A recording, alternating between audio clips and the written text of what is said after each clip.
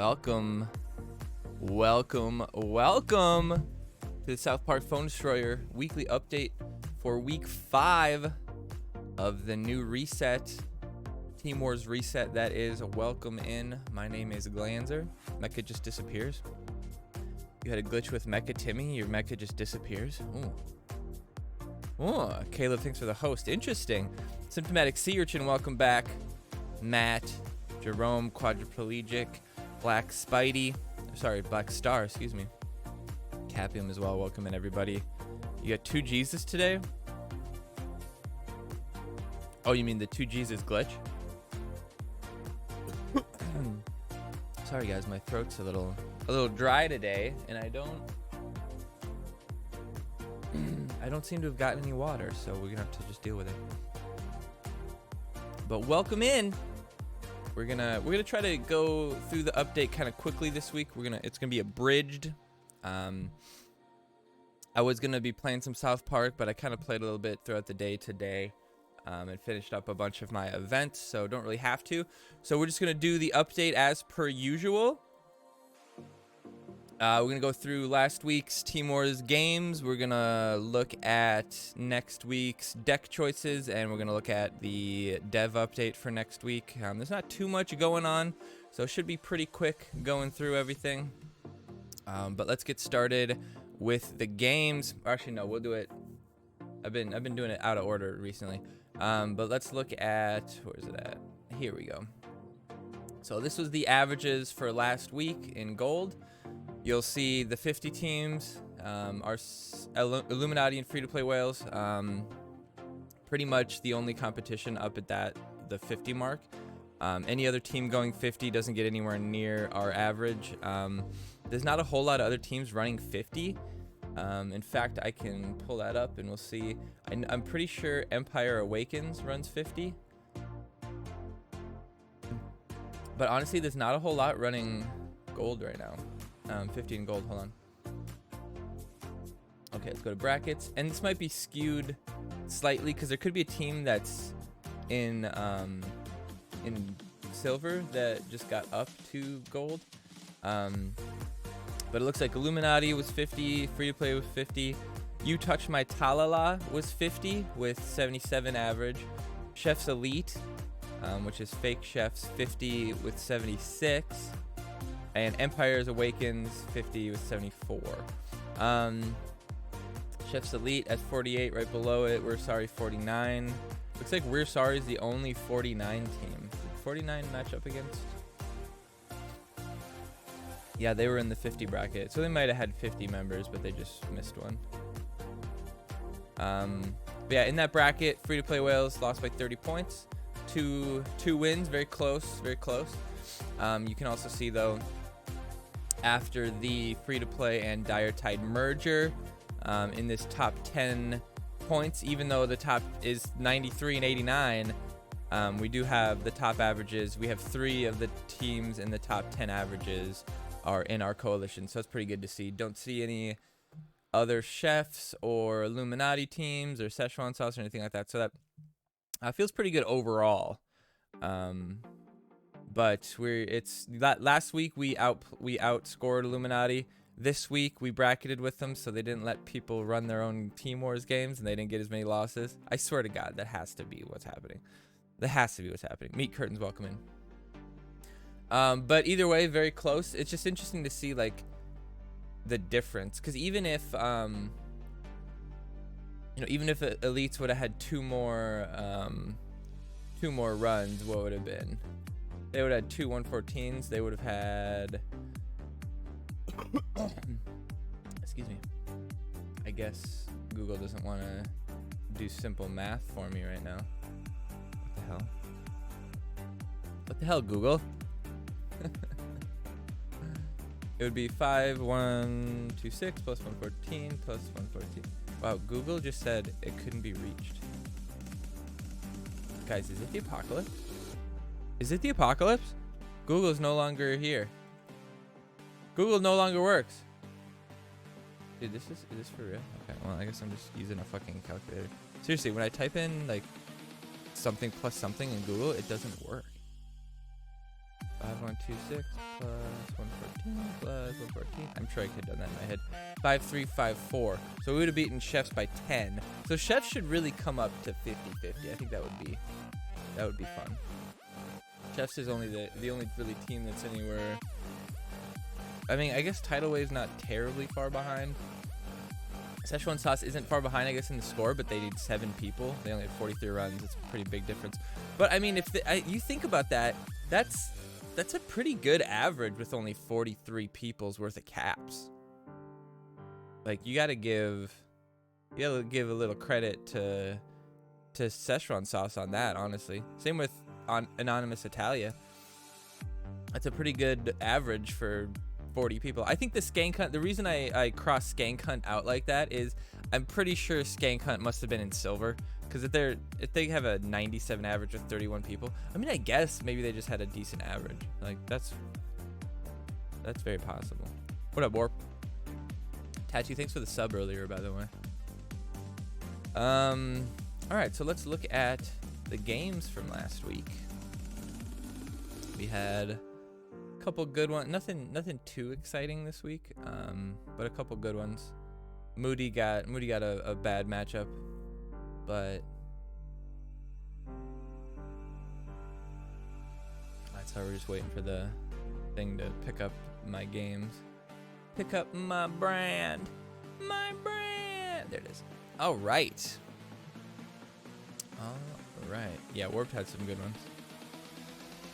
All right, we'll start with the Adventure Lock because those ones can be pretty fun. But this week wasn't really fair. We had pretty much a full perfect Adventure Log day. Honestly, I don't know how anybody lost. And the fact that we got 3rd in silver, I mean, we lost to one of our coalition's higher teams, so like it's not that big of a deal. But this is kind of what I was saying. If you put Shelly mid, like, you can really fuck shit up with her, like, really badly. Now we're gonna see who kills the Inuit. Ends up being Randy, so that works pretty well. I'm not too worried about the Barbrady damage. It's only level 3. So that wasn't really what I was worried about. Sam is going to be used to break the slave heel, although it looked like he had already broken the slave heel, so not a big deal at all. I'm kind of torn. I played Barbrady on Nambla and the Adventure Lock, and then Sheriff on the other accounts. And I feel like it was fairly even on who took Sheriff and who took Barbrady as far as like the spread goes. I would say that on more top teams, I think on more top teams we saw Sheriff being the pick, because I think they understood that the cheaper Sheriff cycle was kind of better. Because if you're going up against someone who really knows what they're doing, Barbrady isn't gonna get value. I mean, he could, but in reality he's just not going to, because you should be good enough to avoid, especially this week when, you know, Stand and Mini Moons is out there, your own Barbrady, potentially Sheriff is a good counter. There's just so much stuff that you could do. Robin on Sheriff, I obviously don't think that's the right choice. Robin should have been on maybe Barbrady. Mackie was a really good choice. Sam was a good choice. I would say, oh, look at this Outlaw. Let's go. Oh, it didn't quite kill the Bebe, unfortunately. Nope. Oh, look at that Barbrady. See, that's good, right? But then at the same time, Sheriff's AoE potentially hitting New Kid was also very good. And Deckhand is just a brutal card now. Like, look at this shit. This is crazy. Beep. I mean, what do you do to that? Then you send the Inuit down the line, and it's Rip City, baby. Not a big problem. All right, we got Roan Emick Rail from Naggers, which is a classic South Park name. Love it. Love it or leave it, guys. Hey, Caleb, what's up, buddy? Sheriff's a good early game, but falls off later, but he does cost 1 energy less. Yeah, I think for this week at least, it was better to have Sheriff. If the rest of your deck was leveled well, then it was good to have the Sheriff because the idea was to just get to those cards faster. But I think Bar Brady was a good card too, so I don't think it was necessarily like the right pick, like necessarily definitely to go Sheriff or Bar Brady. I think it kind of just depended on the rest of your deck. Because I mean, you can see we get good value from the Bar Brady here, like really good value. So yeah, I really am undecided. This is one of the few weeks where I'm not really sure which would have been the best. Like I played well with both. I didn't feel like I was at like an advantage or a disadvantage with either one, but I would say that I don't like leading Bar Brady behind New Kid because I feel like that slow play is a little like you have no chance of Bar Brady getting New Kid at that point, right? So does Murph go after the tower? Yeah, Murph does go for the tower. We have a game later where Murph ignores the tower and goes right for New Kid. What's up, Arkansas guy? Another sub. Thanks, buddy. Appreciate you guys. I like Sheriff for gold teams. Sheriff charge and Bolt killed some. Yeah, exactly. Sheriff plus Som plus Aerostorm plus, you know, there's plenty of different combinations. Lightning Bolt, obviously. There's plenty of different combinations of damage that I should have lightning bolted the Randy. Yeah, there you go. There you go. And then maybe kill. No, that wasn't gonna do that anyway. Oh, yeah. See, the Aerostorm is just kind of like clear it out at this point because I don't really have a chance. Oh, that was a bad play right there. The outlaw there died way fast. Way fast. Here I was just trying to get the bar. I'm like, damn it. I want 2 bars.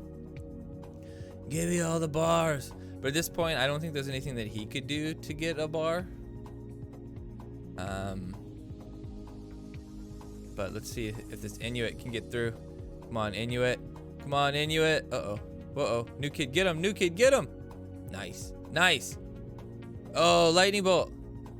Get him. Get him. Don't play a card. Nice. Nailed it. Nailed it. Missed a point though, but it is what it is. All right, we got Sauce Brandon Guts.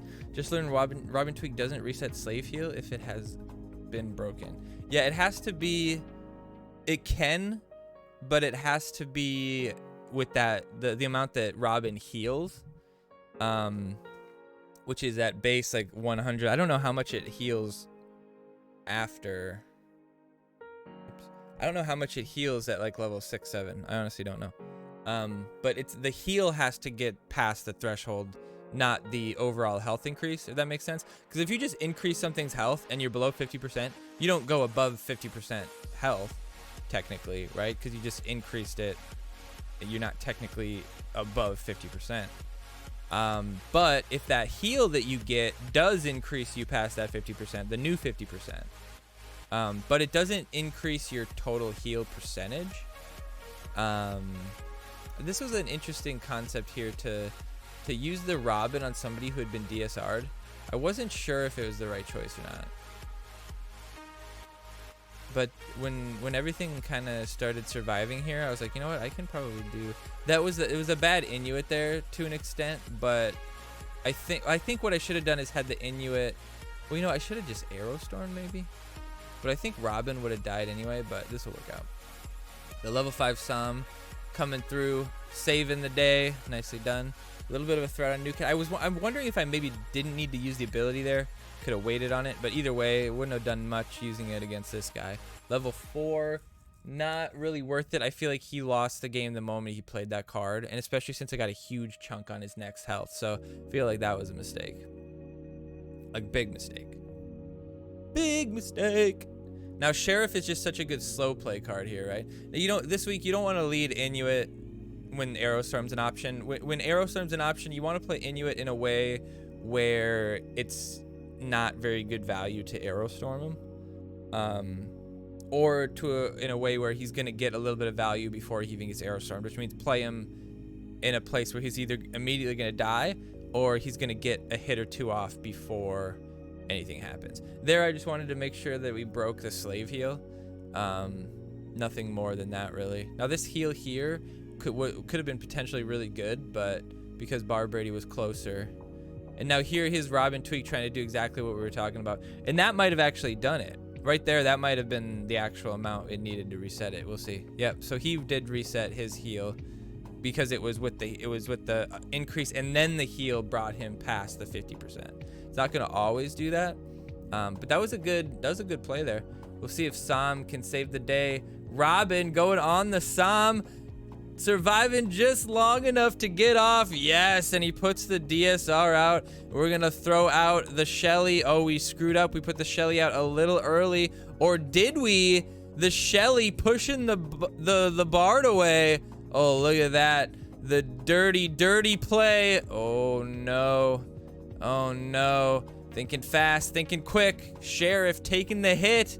Not bad, not bad. Inuit Kenny going for it. Can we get it? Inuit Kenny, do your job. No, we can't get it. New Kid not hitting Inuit. And the deckhand heal coming in nice. That's pretty good. That's pretty good. Let's see what the Murph can do. Murph not getting stopped by the Mackie. Let's see. This is ballsy here. If we push through, we could potentially lightning bolt any target. We go right for New Kid. He's not playing anything. No, it wasn't out soon enough. Is Murph going to go for the tower or the New Kid? It looks like he went for New Kid, and Murph takes it home. Oh, my Lord. Unfortunately, that guy wasted 10 energy playing the tower twice, and it was just not soon enough. Rip indeed. Fuck you, Brandon. I just learned Robin Tweet. Oh, I read that one. Arkansas guy, how you doing, buddy? How you doing? All right, so Sheriff versus Sheriff. So you see, most higher up teams, I felt like they did well, or they did Sheriff. So I feel like it was just all about the cycle, getting to your better cards quicker. So now here, if I do this just right, Sheriff's gonna take the hit. Beautifully done there. Well played. Good timing. The lightning bolt on the Sam. Not enough. We're going to save the Sam. No, he's going to Aerostorm. Well done, in my opinion. Well done. But the Shelly, a brutal card to lay midline this week.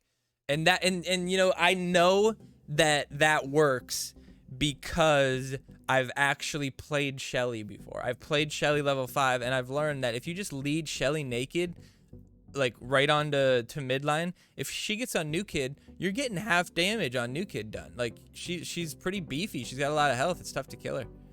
This was unfortunate. The damn Bebe didn't get a single stack right there. But Bebe and Mackie was good potential here. We could take out, no stack there. Not getting any stacks anywhere. Unfortunate for sure. Brandon, what's up, buddy? Oh shit. Aerostorm coming out to break the slave heal. Well done. Looks like it was timed perfectly, but he's smart. He played the Aerostorm just perfectly. Oh, this might be trouble. No, New Kid takes out the Inuit. Works out for us, sort of. We're in trouble here. The Robin going on the Mackie instead of the slave. If the Robin would have gone on the slave there, we might have been in big trouble. Robin actually staying out of range of the Mackie is important there. And that lightning bolt sealed the deal. But I will say that was like a lot of energy on his part.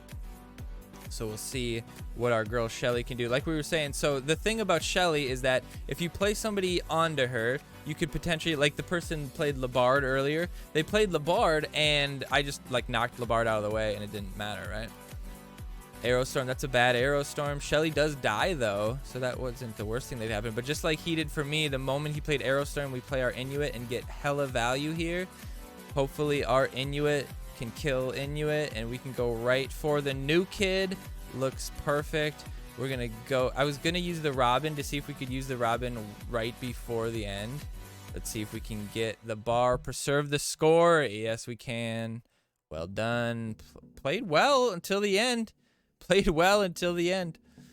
All right, we got Bakers from Mexikoski. When I see Mexicosity, whatever the fuck their name is, I always get a little wary because I've definitely gotten tough matchups from them before. It's hard to judge right now based on rank. He's 6,800, but God knows how good he is, you know? He's going to have level 5 epics. He's going to have level 4 legends probably, so going to be pretty even. Just saving the Psalm here, honestly. Like, when it comes to Psalm, don't use it until you have to sometimes, right? Especially in a week where you know there's no hard removal. He's not just going to come up with... Labard here was actually beautiful. Removed the Paladin, and that's why Labard was definitely the choice this week. But you can see you just sit on the Psalm. Like, why not? Until it's a reason to actually use them, don't use the Psalm Blast, right? Now we use it, get back on New Kid again, because Psalm's going to be able to deal with the Mackie. We don't have to worry about that at all. Get a little extra hits there. Good on his part. The Labard, pretty nice. I'm like, oh shit, I have 10 energy. Look at me. I'm just watching my Murph kick ass. Gave him 2 L's on Uncatable's account. Nice. Nice. Yeah, I think I've got 2 this run too. They seem to do a lot together. Or a lot of them run when I run, because I seem to match up with Mexikoski quite a bit. But I think this is the first time I've ever matched Baker. So the Aerostorm could come here and be pretty good, but I'm hoping that we break the heal before then. And also, one thing about Sheriff versus Barbrady is that Sheriff had a heal, has damage on demand. Look at that Robin against the Inuit. It's hilarious. Sheriff has damage on command. Oh my god, my lord.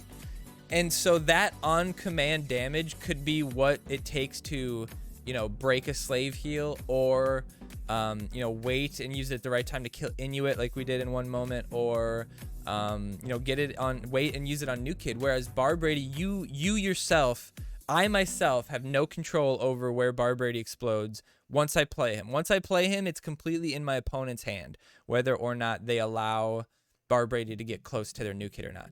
If you didn't know how to stop Barbrady, play fighters behind him to the top or bottom of him. Barbrady knocks back units as he goes. You don't want to play between your New Kid, because Barbrady will knock your unit back further and further and further, and Barbrady will inch closer and closer to your New Kid. It's a pretty nice kit, honestly. Like, it works really well.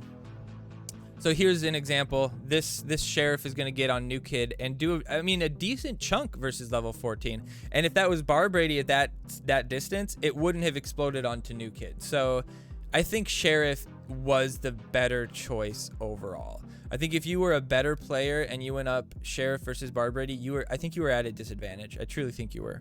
Because Sheriff, you have to protect from getting like closer to New Kid, like to get like from getting here. Barbrady, I have to prevent from getting like here. Sheriff, I have to prevent him from getting here if I don't have any. Right here, I was I was kind of teching the Robin tweak a little bit to try to see if you could do it right, where you get him right on the corner, and you can kind of min-max that a little bit to keep Robin away from his target, so that it's like harder to kill him with Satan or whatever it might be. Worked pretty well though. Mackie was a good target for the Robin. Mackie being alive was very brutal. I would say the other targets would have been Psalm, but this week, definitely, it's important to note you don't want to use Robin, and this will be going forward if Aerostorm's ever a choice. You don't want to use Robin.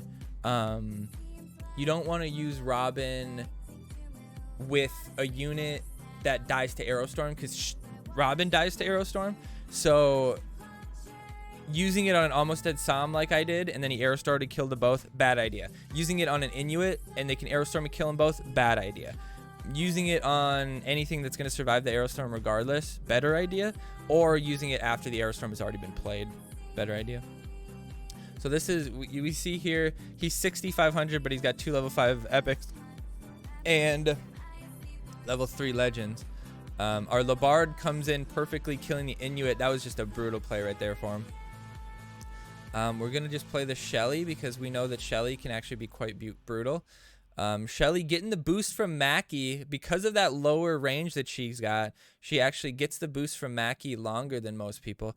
Now the Sheriff coming in and killing his Paladin is awesome, but the Paladin shield does protect from damage from the Shelly, so pretty good on his part. Florida Man, welcome.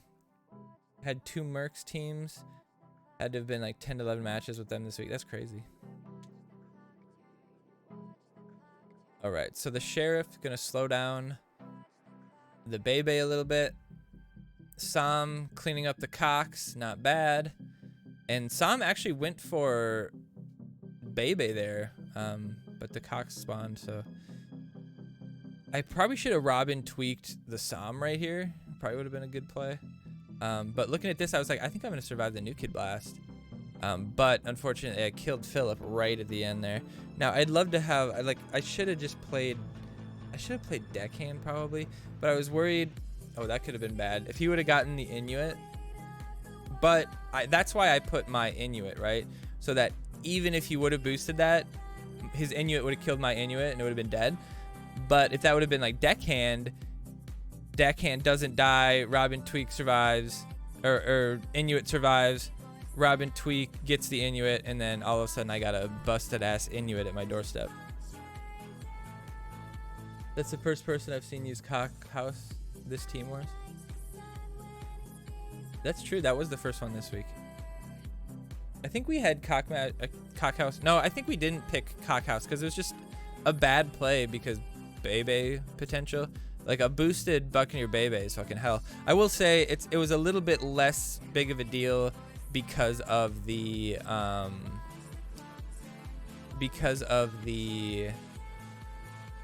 ooh, nice lightning bolt.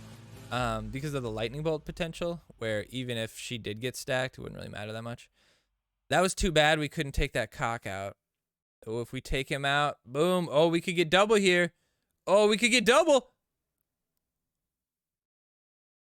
That counts. I think that did count, actually. I think I did get all 3 bars on that account. Alejandro Rosas. Robin one shot by Labard. Yeah. Yeah. Pretty sick, right? Leading Sam here. Was that the best choice? I could have led Deckhand, but honestly, the utility of Deckhand's heal, I don't feel like it's worth wasting on leading. Yeah, I really only like to lead assassins when it's like Chaos or Choir Boy, Hermes, Scout, something that doesn't really have an ability to get value from. So here you wait till Sam is going to take damage. Now Sam is going to heal at least 200 damage, now 300 damage, now 400 damage. So pretty decent amount. We didn't actually have to use the ability there. But you can see that was just a really good play, and it was really economical on my part, and allows me to get just insane value from the lightning bolt as well and take the bar. So that was just, I mean, that was only 7 energy that I had played to initially lead that, and then the Murph leads the charge. I mean, this was just like really tough to deal with. Even with the level 4 Murph, doesn't matter. The show goes on. He hits him one more time. You play the Inuit at the perfect time. He can't really stop it. And this is what I was talking about. That potential there, where Robin didn't die to the Aerostorm though, so it was a lower level Aerostorm. But we missed. You can't quite reach, even though it says that Murph is in my range. You don't actually. I don't think he actually is in range, or else he would have hit him there. Too bad Murph isn't this useful high and ladder. He can be, but the problem is he just doesn't have enough attack. And if he gets on New Kid against a level 25 New Kid, it's not really a threat at all. Like, at all. We got John Wayne Gacy, Soda Sopa Ninjas. Decent team. Good outfit. Definitely like the John Wayne Gacy outfit. It's hilarious. This was definitely a Shelly lead. And so this is good because like the Sheriff is his way to slow play, right? So when we play the Shelly, it forces him to play something at least mid to deal with her. In this case, the Inuit, which lets me use the... See, that was bullshit. Like, what the fuck just happened there? What the fuck was that? Inuit attacked like 6 times before the Aerostorm comes out. 1, 2, 3. Fuck that. Double attacking piece of shit loser. I hate this game. I hate this game. Luckily, he's a fucking trash panda. But that's not the first time. That's not the only time some crazy shit's about to happen. Watch this. Watch this. We play the sheriff out. Oh, to counter the Murph, right? Put the sheriff out. He's headed towards sheriff, but then he's like, nope, not doing that, and then fucks off and goes right for him. And there's nothing I can do because new kid's low. And even then, like, it seems like he's attacking pretty quickly too, because he's like getting pushed back and shit. I'm just like, what the hell just happened? And I'm sitting here. A lesser player would be tilted, but I'm just like, fuck this guy. Fuck this guy. But that Sam gonna get countered real hard. Now see, you can wait on the sheriff there, and it's just, you don't have to use it right there. There's nothing you can use that could like take it away, right? So you get a little bit of extra damage on the Labard there and take it out. Wait for Labard to die. Actually, I didn't need to do that because it gets Murph there regardless. Didn't really have to be right on the new kid. The Inuit, nicely done. Not a big deal. Still big threats on the new kid. We played the Robin right into it. Oh my god, beautifully played. Beautifully played. Oh my lord. Oh my lord. Oh my lord. Poor guy. Yeah, fart on him. Fart on that. Fart on him, please. I don't know what was going on there, but that was a sketchy game. See, here's Mexikoski again. Told you we got him twice, I thought. Eduardo Vega. Everyone's like, I'm just the bane of people's existence that think that waiting is a good idea. Spread it on. Sheriff lead, I think, is the best lead this game. Obviously, Bar Brady would be the counter to that. But like I was saying, like this guy's Bar Brady's got no chance to get anywhere near my new kid, and I can play smart enough where his Bar Brady isn't going to get any value. I'm not going to play Buccaneer Bebe and range cards into him. So when you're playing Bar Brady, you really want the value of the blast. And if you don't get any value at all, like right here, this guy's going to get 0 value from this Bar Brady blast. Like, is he going to get a cock with it? Oh, see, that's what I was talking about. Aerostorm just beats that. He didn't even hit my Murph with the blast. Like, it's just nothing good there. When's the best time for us potatoes to play to have a shot? Truthfully, the later the better is probably the better choice. But then you might play me, you know? Because there's always going to be people that wait to try to grab those potatoes, right? So in this case, I maxed it out so Robin wouldn't be within new kid range there. Because that corner is like the max range. I think that corner might be technically further away. Well, no. The tip of it would obviously be the furthest distance. But as far as like aiming wise, you can't probably hit both of those cards with Inuit or with Incan. Well, maybe you could. You could probably hit them. But you have to play them in a certain way, right? You couldn't just play them, you know, anywhere and get the... This is just a... There's no Inuit this week, but I'm just kind of thinking about the aiming. Well, that actually worked. New Kid Blast knocked Shelly away, so now she would have been protected from something like that. But here, I'm not worried about the Robin surviving. In fact, in reality, you kind of want the Robin to die. You don't really... to an extent, you want the Robin to die. You don't want the Robin to survive because you want that Robin to cycle again and get his ability. So this guy got mad and left when he saw the level 7 deckhand. But my godlike internet could handle it. Oh, he didn't even leave though. Like, what the fuck did he do? Leave the app or something? What a dickhead. What a dick. All right, now we got Oddsman from Casa Bonitas, which used to be a good team, but now it's not.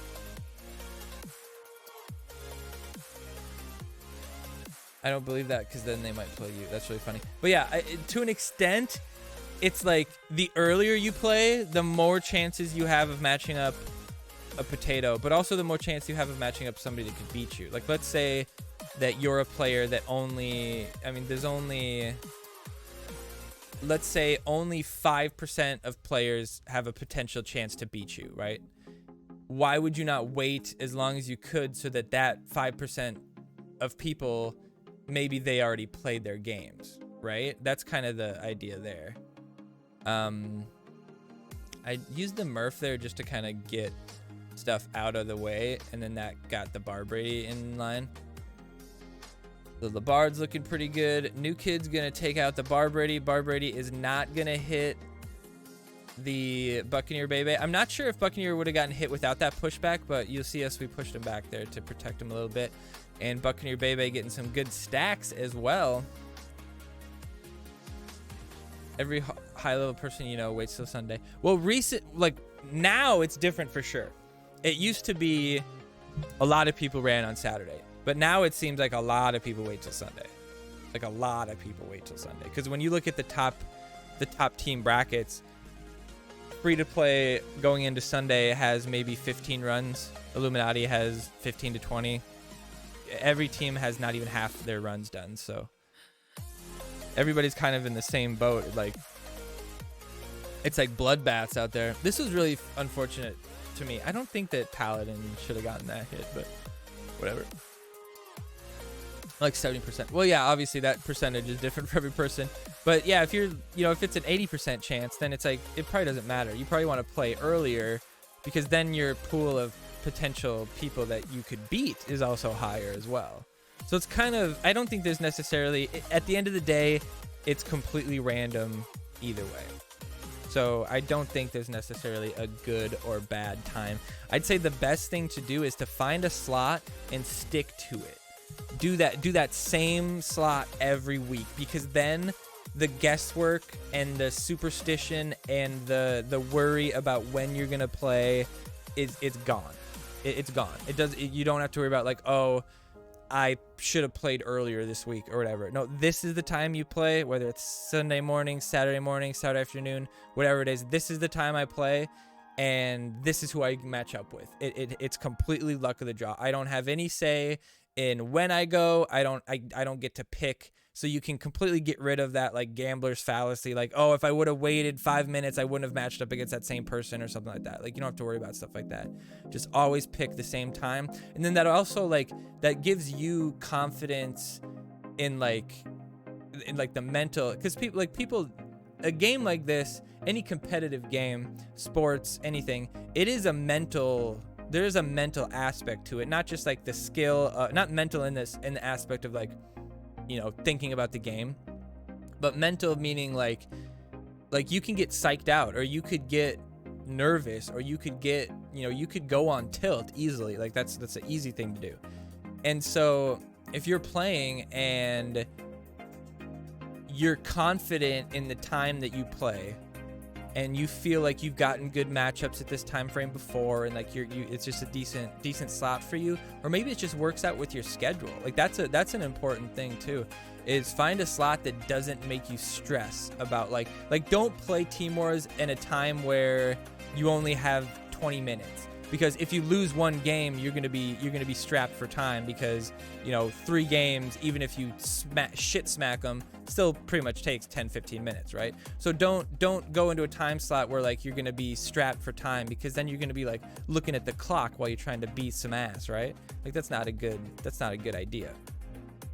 So it's good to have that's why I do Sunday night. It's not to hunt potatoes. It's not to do anything more than just the fact that works for my time slot. That works for me no matter what I decide to stream, no matter what I decide to do. Even if I leave town for the weekend, I'm always going to be back Saturday night or Sunday night. I'm just always going to be back at my house Sunday night. And so that's my time. And it works with my girlfriend's schedule as well too. So that's when I play, because it works for me, not because I'm trying to hide and not play any good plays. Because I get some damn good matchups late Sunday nights. Like I've played War Ghoul on Illuminati. I've played a lot of Mercenaries, Dire Tide, stuff like that. I mean, Dire Tide's on my team now, but that was a decent Aerostorm. I like Aerostorm. The Robin Tweak taking it right at the end. Moody. Love it. All right, we'll keep watching now. All right, El Mazacleco, Paradumia 2.1. Another team name that I kind of get scared when I see it, because Perudemia, what does that mean, by the way, guys? Perudemia? Perudemia? Like Peru, what does that mean? What does that mean? I assume better players are on super early or late. Yeah, I would say, truthfully, I would say if you can go Saturday afternoon or Saturday evening, I would say those are probably your best overall odds to get. But you're going to match up against some gunners sometimes. Like, you're going to get your ass kicked sometimes. Like, it's going to happen. But you're also going to match up against someone who's ranked 4,000 sometimes, right? So it depends. There, I could have played... I think Amazingly Randy might have been the play here. But I'm in Team Wars, I'm always worried about doing like the, you know, range behind New Kid, because sometimes it's New Kid's damage that's the only thing that allows you to do that. And I don't like have that all memorized and shit, so it's hard to remember exactly like, okay, yes, Amazingly Randy does kill Paladin. Because it's hard to know, is that a max level 6 Paladin? Is it a base level 6? That's a very big difference, you know? Aerostorm there, terrible Aerostorm. Honestly, like, horrific. He could not have played a worse Aerostorm. I should play Inuit with the Cox here, playing like just in line, so that the Cox kind of protect the Inuit. But I didn't want him to have like really good Labard value. I think Randy should be able to kill the Buccaneer here, even though she did get double stacks. She does not take us down. He's gonna stop us there. We're gonna just lightning bolt the Inuit there. That's felt pretty good. Could have let him hit me once, and then that probably wouldn't have been a good idea. Level 4 Paladin doesn't do shit. Yeah, exactly. And this is interesting right here. Like, I'm doing no damage whatsoever. 29 damage, and still take it out. And the level 1 DSR, like, I get it. I get the concept. Like, oh, you know, it's still.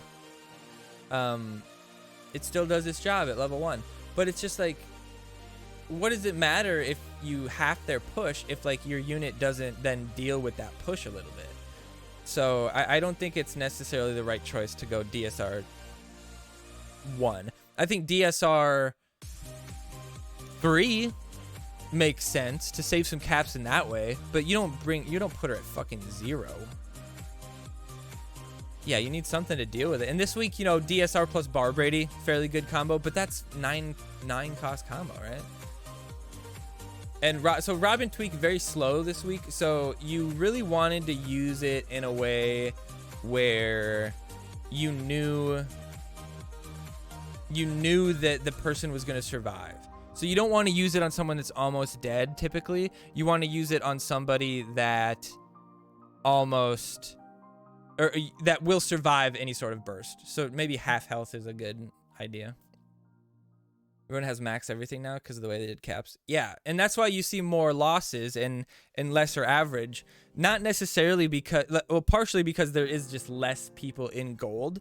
But I think even when there becomes more people in gold, I don't think... even when there becomes more people in gold, it's still going to be a lot more losses than there was in the past, because I did that just to try to stop the backline, you know? There's going to be more than in the past because this pissed me off. It's level 5 Lightning Bolt. If I would have had level 6 Lightning Bolt, Moody's level 5 Lightning Bolt is probably what lost me this game, honestly. Because if I would have had, like, if Sam would have been dead there, it would have been a wholly different experience. We still have to kill that. I wasn't thinking. I was thinking, like, maybe we could save the Sam from the Inuit, but Inuit was going to kill me anyway. So I was like, ah, shit. I'm screwed. I'm screwed. Now the Paladin actually comes in and shields the Inuit. Wish he would have been shielding New Kid. That would have been a little bit more ideal. But, I mean, we're playing at a huge disadvantage here. We have lower level Buccaneer Bebe, lower level, very low level Tweak. I don't have any fantasy mats to upgrade him. Lower level Mackie, I'm sure. I'm sure his Mackie's max. Bar Brady is not max 6 for me. Lightning Bolt's only level 5. Buccaneer Bebe is only level 5. Aerostorm is level 5 though, so I did have that. But now he can just Lightning Bolt me to death, unless they didn't take Lightning Bolt. Does anybody remember what the opposite choice for Lightning Bolt was? What up, Sleight of Hand? You get really good or really bad players, yeah. That's somehow how it goes. All right, big mess, keep Murph. And my Murph is only level 4 too, so I just had just a bad news here. I didn't really know. That was probably a bad play. Getting to the stand of many moons is probably ideal here. Into the Inuit though is kind of unfortunate. I need the Arrow Storm, like need the Arrow Storm bad. Still works out. The Psalm Blast doesn't actually do much, so Barbrady worked out well for him there for sure. But mostly just because my cards are lower level, right? So he's got the win. Like all he's got to do is lightning bolt me.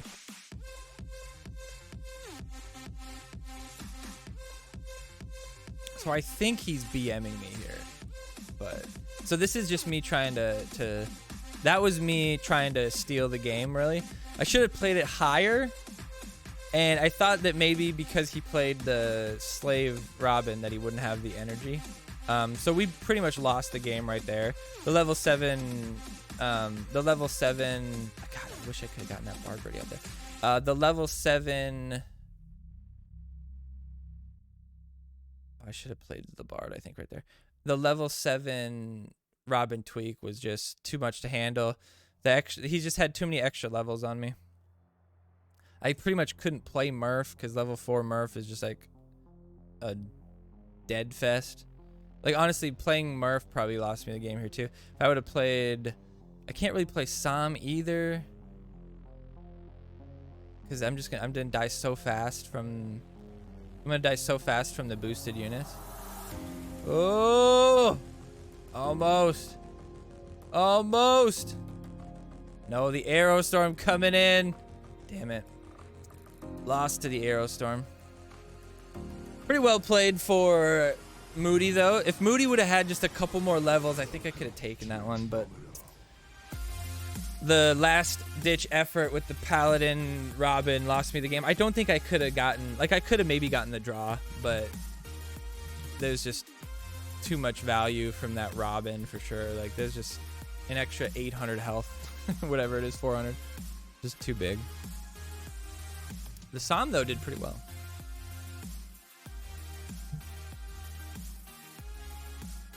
So my Chef's Elite matches. Good Arrow Storm. See, you don't. It was just a bad play on his part right there, like overall. And right here, if he plays Arrow Storm, I'm fine with it. So that's kind of like, I wanted him to use Arrow Storm there. Why? Because that's 4 energy he can't use to defend the rest of the push, which is still going to be pretty deadly. So this is him playing poorly. My Barbrady is going to walk his happy ass right next to New Kid. Now, if he would have played his Labard here or here, then Barbrady would be knocking him away from New Kid, and it wouldn't be a problem at all. So because of his poor play there, I got a hit on New Kid. You got to heal from deckhand. No big deal. Robin Tweak level 4, not a good card by any means, but no other card I really wanted to use at that point. But one thing that sucks about Robin Tweak and Mackie is that Robin Tweak's range is just actually a little bit too big. I prefer playing Mackie with like Captain Wendy, Shelly, because that their range is just a little bit closer and it nets them the boost just a little bit more often. The Labard play there was just a slow play. I didn't really want to commit anything else. I wanted the Slave to get on my side so that I can use my Stand of Many Moons to break the Slave heal. The Robin on the Slave, it makes sense. It's a perfectly fine play. I don't think that it really nets you as much value as people might think it does. Like if it wasn't for Amazingly Andy's levels, I think it would have been a mistake for him to do what he did. Like just like this guy's showing, it doesn't really help to have Slave have some extra health. If you have good levels against the Slave, this was unfortunate too that the Randy died there. If you have good levels against the Slave's not going to be a problem. He doesn't do enough damage. All right, this is going to head towards New Kid, which is going to be big. No, instead, he glitches and stops on the Sheriff, but we took him out either way. Arrowstone. There we go. Didn't want to use. I was hoping that I could use the ability and switch targets. We did. We switched to the. There we go. Nice. Well done. Well done. Well done. Don't do it. Ooh, that was close. I could have used it and completely wasted it. That would have been the game probably. You would have came back and won. So we're waiting on the lightning bolt here. So we're just trying to get to a position where we're going to be able to push, into him and win when he plays the lightning bolt, which is exactly what I did here. So the arrow storm comes out. If the arrow storm comes out, I'm not too worried, actually. This is another situation. The Robin I should have waited on, but that was a situation where the arrow storm is 4 energy. That's not health, and he needs health. So I wanted him to arrow storm me right there because it doesn't stop Barbrady and Mackie at all. At all. And so that's 4 energy that he can't spend on his own Mackie, or he can't spend on his own Labard, or whatever it might be. Well played, Moody. Well played, Moody. Well played, Moody. Chodemeister, welcome back. Appreciate you guys all being here. All right, well, let's look ahead to next week and look at the deck choices. This week, though, fun games. This week, though, there wasn't really like a necessarily definitive win condition. Usually it's like, get a good ninja push or whatever, but this was just out counter your opponent out. Like, it was basically just a game of rock paper scissors versus 2 cards. It's like, are you gonna get Aerostorm value versus the Inuit, or are you gonna get, if you're playing Barbrady, are you gonna get Barbrady close enough to New Kid, or are you gonna get Sheriff AoE on New Kid? Is really honestly a game of like Inuit. Like, it was all about which person got more value from their Inuit and or more value from their Aerostorm. And then also the lightning bolt, I felt like was a really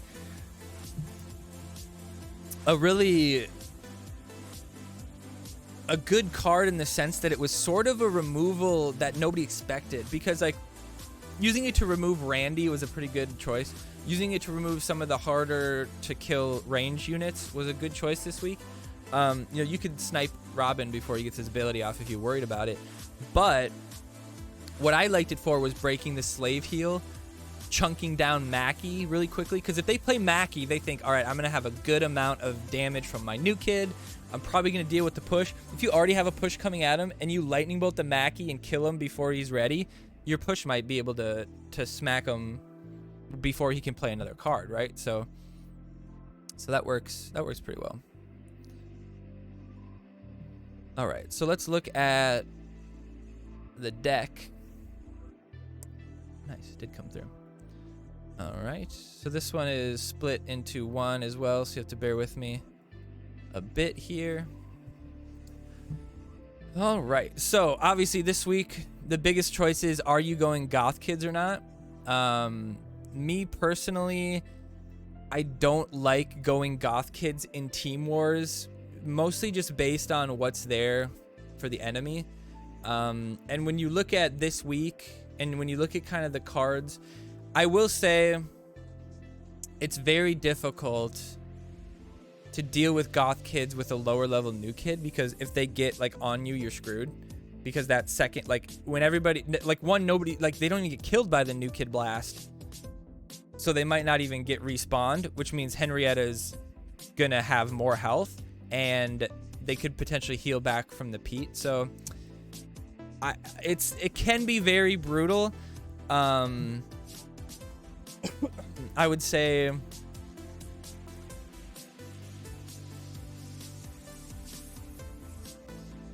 it's not worth it though, because the problem with the thing about Team Wars is that it needs to be a consistent deck. It needs to be the most consistent deck, because you don't just get to leave and come back if you don't get a good cycle. You know, if you're playing Goth Kids or a super cycle dependent deck in ladder, it doesn't matter. You lose the game because of cycle, whatever, you come back and win the next one, it doesn't matter. But in Team Wars, if you lose just because your Henrietta is buried in your deck and your first 4 cards are your Goth Kids, or your first 3 cards are your Goth Kids, and you know, Purify and Powerbind, like you're kind of fucked, right?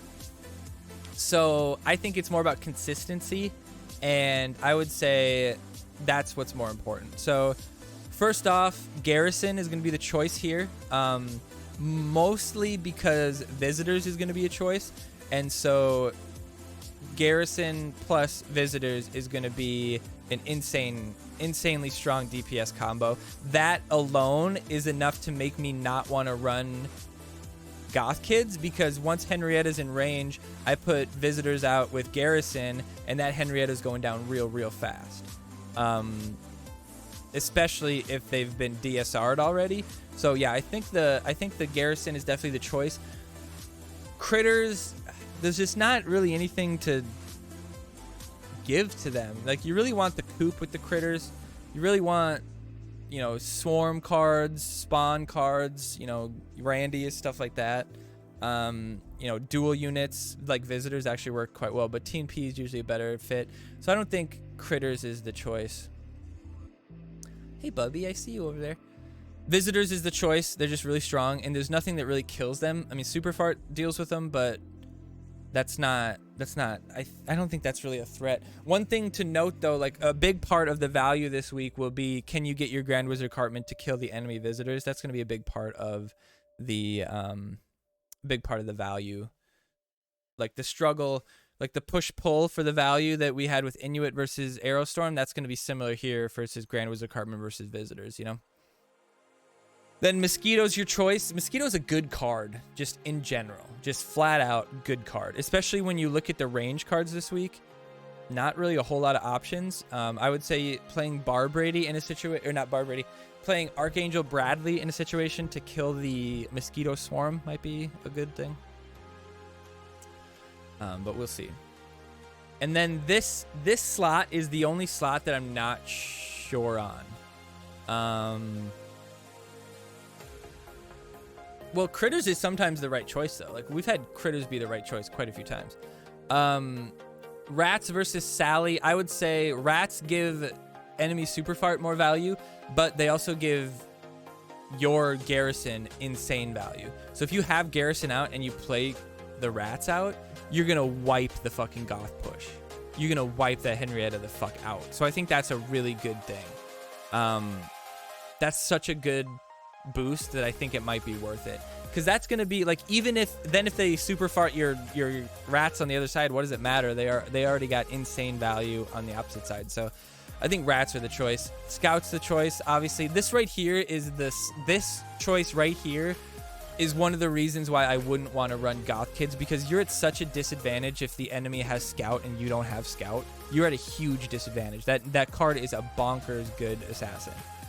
And Sally would get her shit rocked from him. Furkle has no chance to step him. It's just a bad card in general. Bad isn't like poorly balanced right now. Yeah, jam and nerf him for sure. Exactly. All right, now we look at Freeze Ray versus Purify. This choice is weird to me because, like, obviously Purify counters Freeze Ray for less cost, right? So like Purify would be the choice because it's on the same. If it's like maybe they don't have Purify, but I would say this week Purify is the choice, not only to potentially stop the Freeze Ray for a 1 energy, you know, gain. You could use it to remove the DSR debuff, which could potentially, you know, keep your push alive, or you could use it to remove the, you know, maybe the Pete. Or not the Pete, the Furkle boost on some Goth Kids, or potentially the Jimbo boost on, you know, Ned or something like that. So potentially good, and just a cycle card to get to your better cards. So I think that's a good idea. I love me some Freeze Ray, but when it can just get removed, it's not really worth it.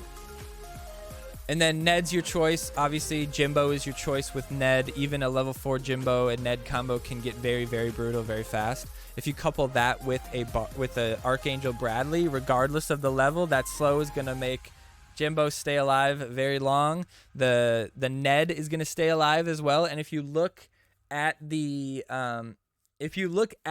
deck, there's really no way to kill Ned except for the Grand Wizard Cartman Blast. So that makes me feel like another reason to run Grand Wizard over the Goth Kids is for that reason.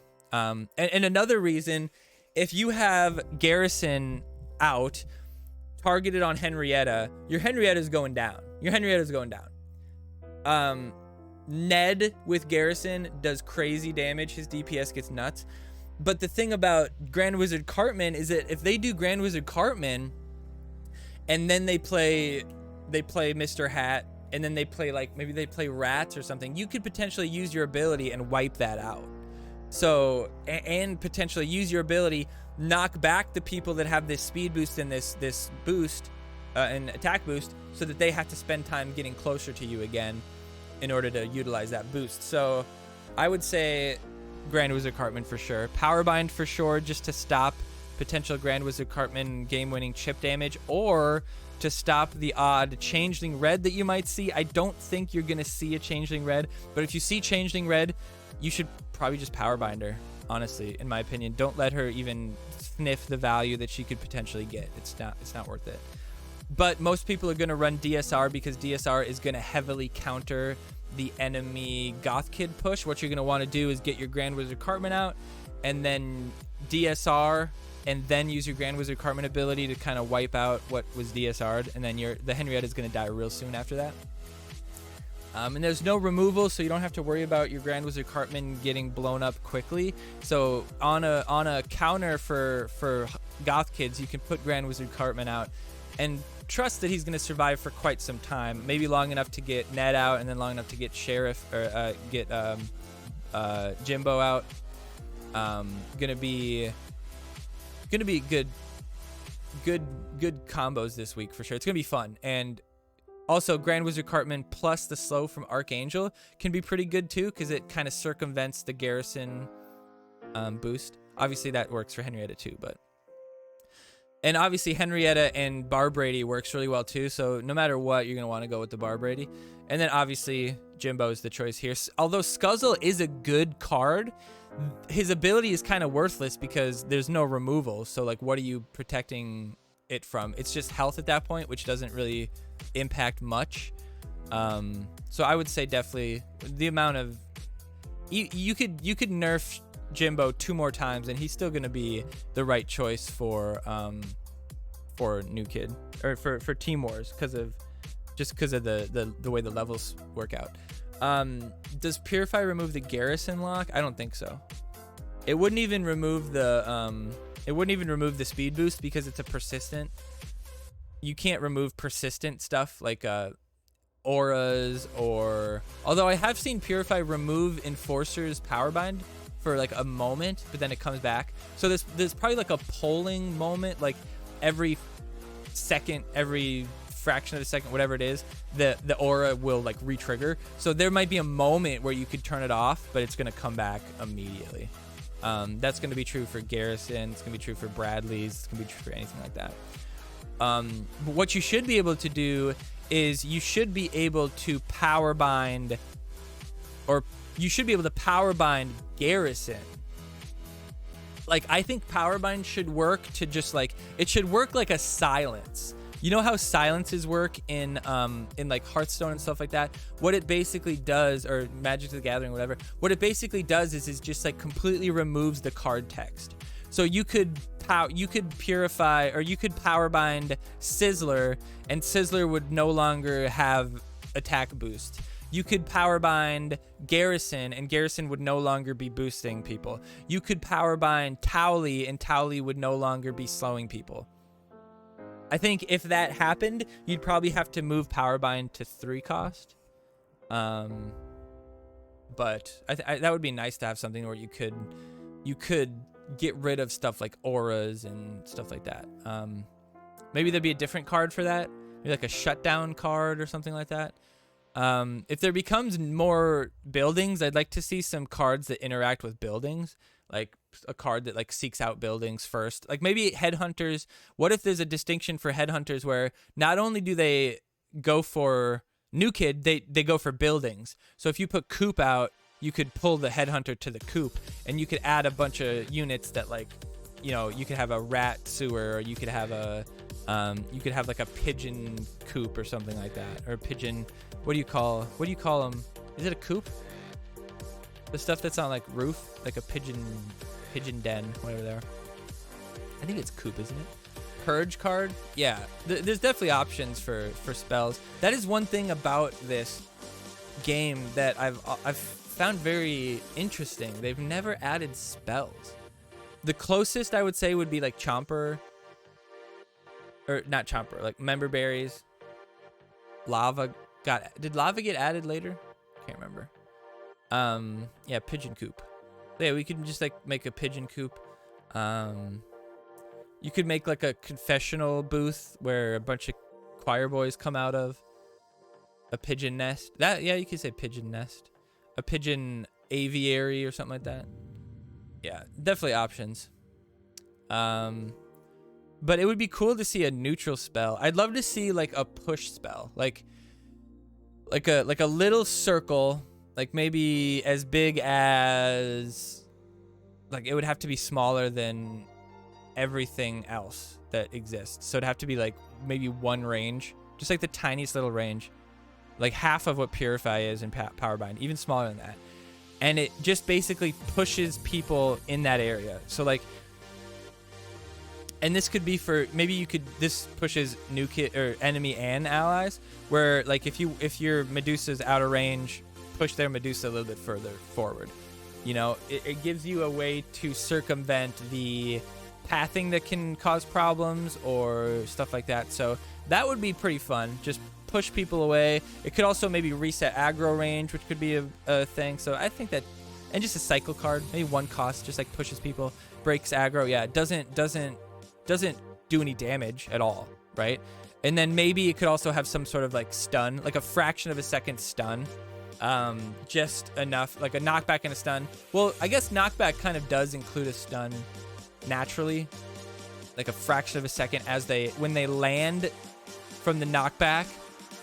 There's like a moment where they're not moving, so it's like kind of a stun as far as movement goes. Their attack still doesn't change. Moses, yeah, that's exactly what I was thinking. Like, what if there's a card where a spell card where like Moses, I've actually thought about Moses specifically. It would be like 3 or 4 or 5 costs, and it would depend on if it does damage or not. If it does damage, you could increase the cost. If it doesn't do damage, and what you would do is, if you play Moses on your side, then it parts the Red Sea in the middle away from your new kid. So it goes to the middle and pushes all allies to your side and all enemies to their side, right? So it pushes them opposite. And then if you use the card on the enemy side, it pushes everybody to the middle. So it will push all enemy cards to the middle and all ally cards to the middle. So it smashes everybody together. So you could pick whether to separate the push and see, and you know, let the pathing choose what's gonna go on there, or smacking the push together. So if you played a bunch of reverse Wonder Tweaks, yeah, kind of the same idea, except it'd be like board wide, right? It'd have to be pretty expensive to do that, because you'd have to think, if I played Grand Wizard Cartman to start, you played Medusa, I could wait for 10 energy, use that card, smack your Medusa into my Grand Wizard. But then you could, if it's a neutral card, you could have that card too. So you could immediately use it and separate us and put us right back to the beginning. That would be hilarious. It'd just be like, that'd be a blast. But yeah, it'd be like Moses, something like that. But yeah, I would really love a spell that you can move people with, very similar to like a Wonder Tweak type card, except instead of pulling in, I would say it would like push out. You'd put it in the middle and it would push out from the middle. You know what I mean? So if you have a group that's fighting melee, put in the middle, they all spread out. Maybe they change their aggro range, and then it breaks open the whole game a little bit. So I think it's a cool idea. And then maybe like you use it right when right when Rogue spawns, and you push everybody away, and then Rogue token doesn't do anything. You know, maybe you could do some, like, I want cheaper cards that let you really play the game, if that makes sense. Like, if you're running a 5 average deck and you're just playing a card every 5 energy, it's so boring, it's so slow. You don't really feel like you're playing the game, you know? You don't really feel like you're impacting it with your decision making. But if you're running a 2.9 cost sci-fi fantasy deck, then you are in it, man. Like you are playing a card every couple seconds, you know, especially when you're defending, because but that's all about placement and stuff like that. So that can be really fun to do that, and so more cards that lend to that, like a 1 cost spell that does like borderline nothing would be really nice to, like, what if it did like 50 damage at max level and it was just like a fraction of a second stun, but it like interrupted stuff, like, but there's no real channeling in this game though. I guess the stun, like, it interrupts your charge, I guess, slightly. I don't know, not really. There's nothing in this game that really like like an interrupt would, you know, like there's not like cast time or anything like that. Although I guess you could like interrupt a war cry. Like if a war cry's long enough, you could like pause it, like Wonder Tweak or something like that. I don't know. Well, Wonder Tweak's kind of a thing where like, cause it like you use it and then it's happening for a while, and you could like stop that, if that makes sense. But no, I don't really like that. I don't really like that. All right, let's look at the weekly update for this week, if I can find it. Alrighty then. All right, we'll blaze through this one. I don't think there's too much going on. So this week is happy 4th anniversary. Man, it blows my mind. Like, I've been playing this game daily. Pretty much daily. I mean, recently I don't really play much on Monday, Tuesday, but I've been playing this game every week at least. I've gotten caps every Wednesday, Thursday, Friday. I've never missed caps in my life. I've gotten Wednesday, Thursday, Friday caps every week for 4 years. I've been playing this game as long as I went to high school, went to college. As long as I've worked at my current job, longer than I've worked at any job, actually. Well, I think my first job was like 6 years. Like my first job out of college. But how about a trap that other players can't see it placed in the... Dude, Hillbilly, I have thought about that before. An invisible card would be fucking sick. So there'd be 2 options for an invisible card for me. First card, an invisible assassin. The first hit does more damage, but maybe you can see it get spawned. You know what I mean? Like, you can see him get spawned. Like, there's a little tell that he's there. Maybe like kind of like Predator. And you can kind of see that he's there, but you can't damage him. Or maybe you can see him. Like, it's like Predator. You put him out, it's got active camo. You can't see him. His first attack after coming out of stealth does more damage, or maybe has a stun or something, I don't know, but you just can't damage him. So like Aerostorm doesn't hurt him, Inkin doesn't hurt him, you know, New Kid doesn't hurt him. It'd be impossible to, I don't know, it'd have to be a 5 cost assassin though, because you couldn't assassin step him with anybody. You'd have to use a swarm to stop him, like rats or gnomes or something like that would be the only way to stop him. Or otherwise it would be a trap. I was thinking like a bear trap kind of thing. Well, not a bear trap. Chomper's obviously a bear trap. Like a fall trap, like a pitfall trap. For, I'd say, adventure. You get adventure, you get a pitfall trap that's like a decent circle, maybe like a little bit less than lava, that if somebody walks into it, they die. So that would be adventure's hard removal, would be this trap, where you put the trap out, but it has to prime. Like, it has to, just like Chomper, like, it has to prime a little bit. You have to put it out, and it has to like sit there for a certain amount of time before it will work. And if the enemy steps on it before that, then nothing happens. Like, maybe like it's not a hole yet or something. The hole's getting dug or something like that. I'm not sure. But yeah, that'd be pretty interesting. All right, so let's look at this. Inkin has a event today. Pretty easy event to finish, so make sure you stop in and grab that. it is a guaranteed legendary card, so make sure you don't miss that. That is true for Satan on Tuesday, Wednesday, Thursday, Friday for Sizzler, and then the weekend event is the new Changeling. So definitely cards that are going to be useful. I think everybody wants Inkin, Satan, Sizzler, and then, you know, since she's a brand new card, you know, everybody's going to want a copy of that. So I think this week is going to be full of South Park for everybody. We will be streaming tomorrow, grinding out some Satans, so make sure you stop by on Twitch TV/Glanzern, Glanzer with an N. And the Mystical Battle Challenge, which is, what's that?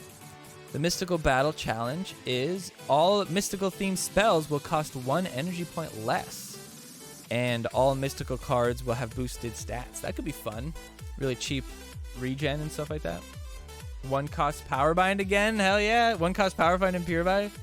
Powerbind and Purify. Powerify and Puribind. And high point was 3-bar in Cobra. That's funny. Took me 9 matches today, starting at rank 80 to face anyone using at least 2 event points. And I was using a 6-pointer. Yeah, it's tough. Well, it's.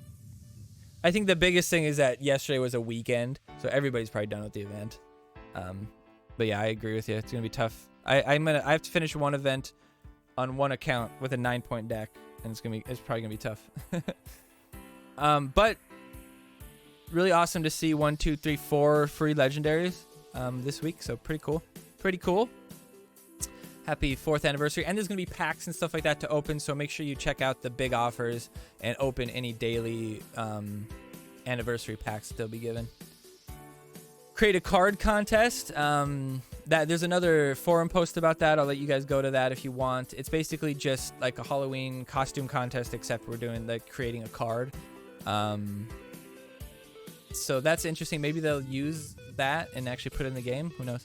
Giveaways and gifts. Don't forget, there'll be the create a card contest, but also there'll be giveaways on Facebook, Twitter, Instagram, everything. So make sure you follow all their socials for a chance to win different things.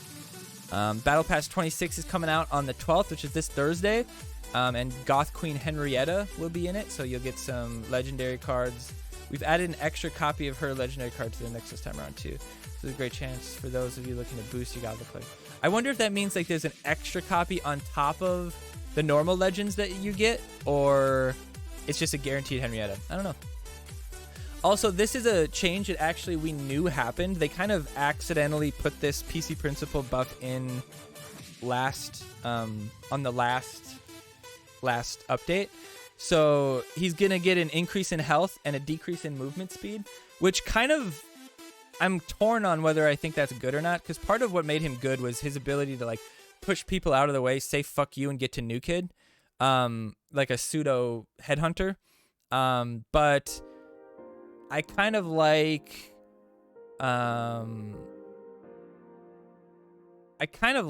this idea, like 4 cost, a little more health, might be good. We'll see how it plays, being slower.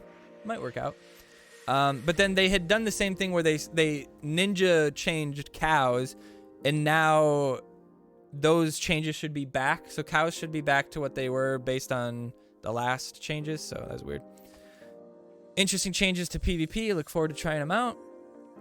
How has the team found the feedback about the updates to Team Wars? I saw in a previous dev post that you had posted it, but I was wondering when we might hear what comes of that feedback. Yeah, I don't know. I think, honestly, Team Wars is in a good spot. I think the most important part of Team Wars that they changed is that if you are second place and you're running 50, you only lose 10 points from the max that you could have gotten, right? If you are running 48 and you get first place, you lose technically 17 points from what your max could be, because you lose 2 points from the 2 people that you don't have, and then you lose 15 points for not running 40 or running 50. From 41 to 50, or from 41 to 49, you lose 15 points. So Chef's Elite being third place will never pass us, even if we get second place to Illuminati every single week. Even if we get him every single week, Chef's Elite will never pass us for second, unless we get a third place, which is pretty unlikely, because you saw the scores. There's nobody anywhere near our score except for Chef's Elite. So Chef's Elite, the only chance Chef's Elite has to make up points on us is to go 50 and either not match up with us and get a different bracket and win that bracket, which is pretty unlikely, I think. But as more teams get to, I think as more teams realize what's happening and they can't gain on other people's that are running 50, more teams will start running 50. But as those teams start to run more 50, then Chef's Elite might run 50. Then they have a chance to, the only chance they have to gain points on us would be to actually beat us or to get a different bracket and get first and we get second. But they'd have to be running 50 the whole time. And even then it might not matter. Like if they lose to us by 200 points, they're still losing points too. So plus each player can get 100. Yeah, exactly. Yeah, that's the 2 points I was meaning by not having the two people. Yeah. So yeah, that's a good change for sure. And then I think the cap changes is good because like the more people that have a good deck means one thing that you ran into is like I would run into somebody that I know has like a level 6 legends and they're playing with level 4 legends because their team couldn't get, they're probably playing with level 3 legends because unless you're on Illuminati, Dire Tide, Chefs, you know, some of the top teams, you're not getting good leveled cards in Team Wars just because of your rank. But now even the most basic teams can get a deck that's pretty much full on 7-6-5-4 or even 7-7-6-5-4. So, or I guess it'd be 7-7-5-4. So the odds of you running into somebody that just has a good deck, regardless of what team they're on, is much, much better for sure. You're gonna get offers to start draft me. Exactly. Should be easy to beat a dead team. Yeah, exactly. I'm desperate to hear about any updates to gameplay and level caps. I think the caps are good. Member berries in the event deck. Yeah, that's lame. I don't like member berries. As part of the battle pass, can you please ask the team to include some guaranteed Furkles and Pete's? Some of us have a level 4 Henrietta, but we're still grinding for level Furkle 7 and Pete 6. I mean, who cares about Furkle 7 and Pete 6? But I would say, yeah, for Furkle's level 6 and Pete level 5, I would say the most important thing, though, that this guy didn't even mention is Michael level 6. If you don't have Michael level 6, running Goth Kids is very difficult. Henrietta level 3, possible if you have level 5 Pete, level 6 Furkle, and level 6 Michael. But the problem really comes in when you don't have the leveled Michael, because the biggest part is Michael kind of surviving long enough to get either the value from some Pete, some Furkle, or just to not constantly be damaging the Henrietta on the respawn. But yeah, I thought today would be pretty light on discussion because there's not really much going on. Other than like the legendary cards and stuff like that is awesome. People are just too busy grinding right now to bother with the update, right? So that's good. I would say like it's good to have free legends and shit like this, but also it's like everybody's getting it, right? So it's like everybody's gonna have level 4 legends and stuff like that, which is good, I think, overall, because you want people to have competitive decks because that keeps them playing. If it was like a real fucking problem to get to a competitive deck, then people wouldn't keep grinding, people wouldn't keep playing. So I would say it's a good it's in a good spot. Brackets are still arbitrary. Only will change with cap amount, so team nuke is a more likely level. No, I disagree. The bracket change was a big deal. The way they changed the crowns, because now a team that's running 48 can't catch up to a team that's running 50, even if they get a better score than them. As long as they don't get 2 place better scores than them. Actually, if we get third, they might not even make up spots on us, because you might get 20, 10, and then 0. If they make up 10 points on us, they're still losing 17 points. So we'd still be gaining 7 points on them, even if we get third place. So yeah, that's better for sure. But yeah, I agree. Once there becomes, like, if there was more teams running 50, like let's say every team was running 50, then the bracket would be arbitrary, because the potential for like free to play or Illuminati not to match up together and match up in different brackets, like that was what it was when Team Wars just started. Every fucking team had 50 people in it, and every team was just as likely to match up to other teams, and it was just about who was winning those brackets and like who didn't get second place every once in a while. So like we gained our lead by winning all those brackets that we weren't matched up, but then on the few times we did match up against Illuminati or Dire Tide, we did beat them. So that's like when we first got our gain. And now that's similar now, except people aren't realizing that like running 48 isn't really helping them, because running 50, you get like 2 extra levels. Like straight up, you get 2 or 3 full extra levels when you get, 200 extra caps per person. So you can really change your deck to a much, if you can benefit from those values or from those levels, obviously.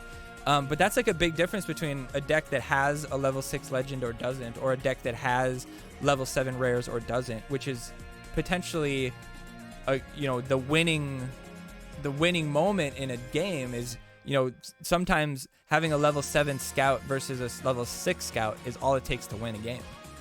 When it's equal skill. So if teams care about overall rank, yeah, but it still doesn't matter when TVT wards L's at random.